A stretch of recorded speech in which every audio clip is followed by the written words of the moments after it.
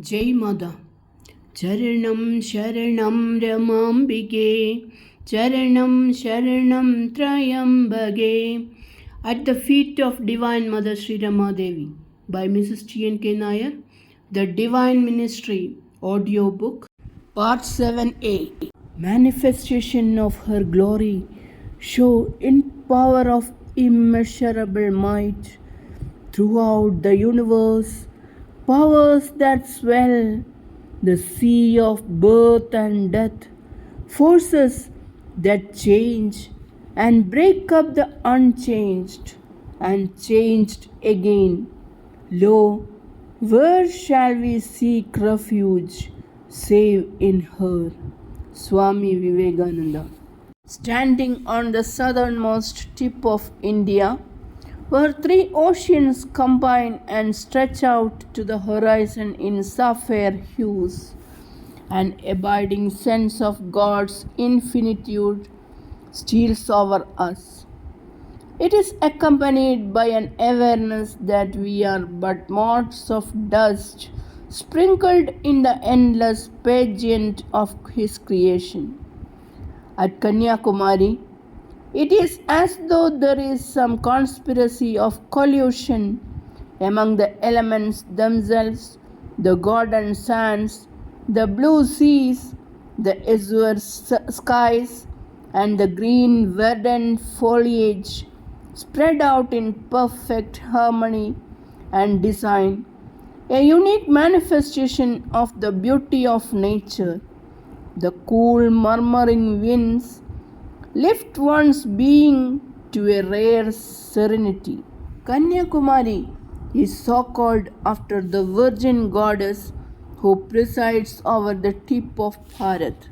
She, the eternal guardian of invincible power, spreads the mantle of her austere purity over land and sea, ever blessing this land of ours.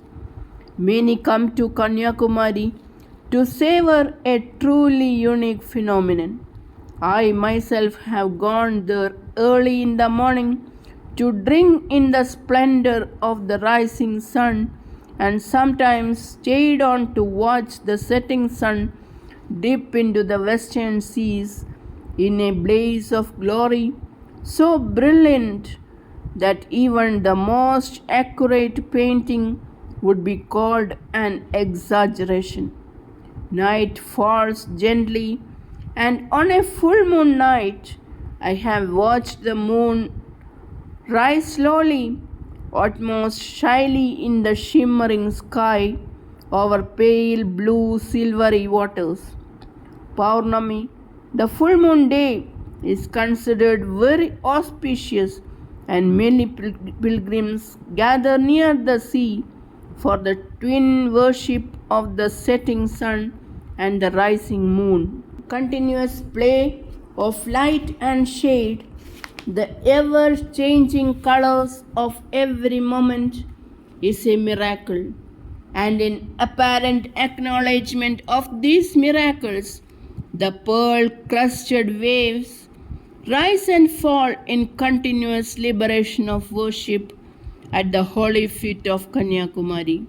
Standing here, I am reminded of the ancient glory of our land, the undying power of her heritage of spirituality, and the luster of her Sanatana Dharma. I am reminded too of the great sage Swami Vivekananda, who is known to have come to Kanyakumari. Swimming across to the rocks said to have the imprint of Devi's feet, he plunged into meditation and prayer and received the bounteous blessings and illumination of Devi. This powerful experience later inspired and guided him in the gigantic work that lay ahead of him. The echoes of this prophetic perception rings in my heart. Rejoice, the flood of spirituality has arisen. I see it rolling over the land, resistless, boundless, all absorbing. Arise and awake, and see her seated there, on her eternal thorn, rejuvenated, more glorious than she ever was, this motherland of ours. The beaches of Kanyakumari were always special to me, all the more so after Divine Mother's visit there. It was in November 1956, after the installations of the Vigrahas of Sri Rama and Sri Krishna in Rama Devi Mandir at Trivandrum. Mother, at our request, came to Kanyakumari for a period of rest and solitude. Mother had had a strenuous program at Trivandrum with discourses, upadesh and interviews. A private house that was both spacious and comfortable was arranged for Mother's stay. My sister-in-law, Mrs. K.P.P. Pillai, also accompanied us to be of service to Mother. Mother's time there was spent mostly in silence and samadhi. But from these transcendental realms, she generated tremendous power, a power that restored in a large sense the subtle imbalance of good in the world and reduced the sufferings of humanity. It was also a power that in a personal sense could be tapped by each sadhaka for spiritual uplift. Every morning, Mother used to come to the seashore, often in silence, and we usually accompanied her. In the golden hour of the dawn, with vast stretches of sea on all sides and the breeze playing around us, we sat with Mother for meditation. Tuned to the infinite power before us, we were caught up in an exquisite sense of harmony and inner bliss. Often after meditation, Mother would break the spell of silence to instruct us. She spoke to us of life and how it should be lived with an authority that was unique, for it was invested with distilled power of her own life as a perfect grihastha. At such times, our minds rose to heights of concentrated intensity. Many of those valuable words remained imprinted in our intellect and were spontaneously recalled at appropriate moments to guide us through the challenges of life. There are times when we feel surrounded by clouds of confusion that suddenly her words come back to us with a compelling rush of power that brushes aside the clouds and shows us the way ahead. Her words are living truths, alive in our minds and alive to any seeker of truth, looking for answers to questions that probably are as old as time itself. Indelible are the memories of those days at the feet of Almighty Mother. We witnessed many a facet of Mother's divine personality. On one hand, there were states of deep silence. On the other, moods of tender love and laughter. Hers was truly the Mother's heart, and all the living beings were her children.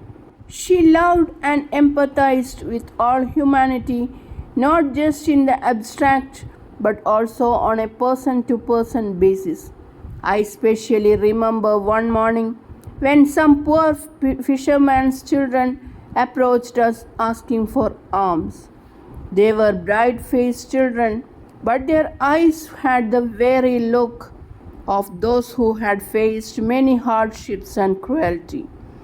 It was Mother's habit to have a purse of coins with her when she went out, and so coins were immediately distributed. However, Mother did not stop with just that. From the next day, she took care to have some sweets with her as well. She would, in that very special way she had, ask them if they went to school, if they repeated God's name every day. Soon that group of children were always on the lookout for Mother. They would gather round and gaze spellbound at Mother.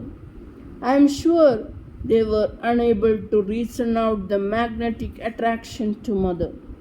Yet, with the intuition that children have, they responded to her divine love that found all equal. Here, events of Mother's early life in Tellicherry come to my mind. It was Bhagwan's habit to give alms on Saturday. When Mother came to his house as a bride, a tender, innocent girl of 14, she took up that duty with joy, for to her almsgiving was also worship of the poor and stricken. She saw in them only the presence of God, as with solicitude she offered them alms. Gazing at the radiant girlish face, maybe they too sensed in her the mother of untold mercy. Soon they wanted to get their alms from Mother alone and felt deprived if someone else gave alms. It is the truth that many of those who received alms from her hands were freed from privation as time went by. Charanam Sharanam Ramambige, Charanam Sharanam Trayambage, Charanam Sharanam Ramambige, Charanam Sharanam Trayambage, Charanam Sharanam Ramambige, Charanam Sharanam Trayambage. Jai Mother.